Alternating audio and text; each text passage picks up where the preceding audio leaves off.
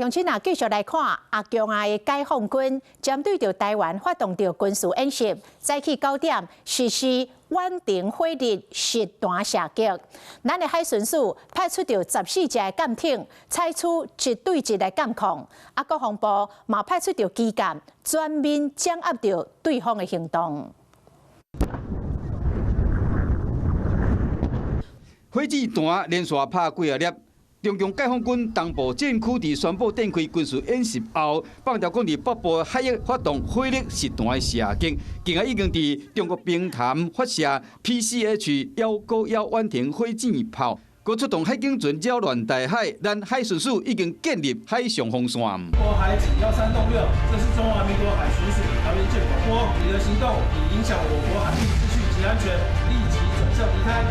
海巡通感甲中国海警船对侦察嘅放送甲赶走，用1对1的方式嚟监控，同时派遣台面嘅舰艇支援，甲国防部等国安单位合作。另外，海军海防第2大队嘛到花莲港部署雄风23型反舰飞弹。 面对海疆情势变化，展现寸土不让的决心，这是军演进入关键阶段。今日透早，中共乌鲁木齐舰是要进入咱国西南边海域24海里的临接区，佮放送指控，咱这边以火控雷达加锁定。我已连续掌握你火控雷达多次照射我舰，挑衅意图十分明显，严重危及安全，必须立即停止挑衅行动。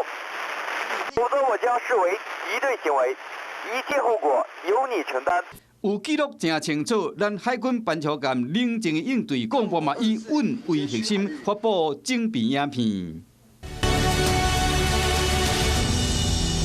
总统赖清德嘛伫面册批评中共一再升官军事压力，绝对毋是一个大国应有的作为。 更加感谢国军伫最前线应对各项威胁，强调将以负责任的态度，未升官冲突，未引起事端，来保护国家的主权甲自由。Hello， 大家好，我是林依文。想要抢先掌握最及时的新闻资讯吗？赶快订阅、按赞、开启小铃铛，锁定华视新闻的 YouTube 频道。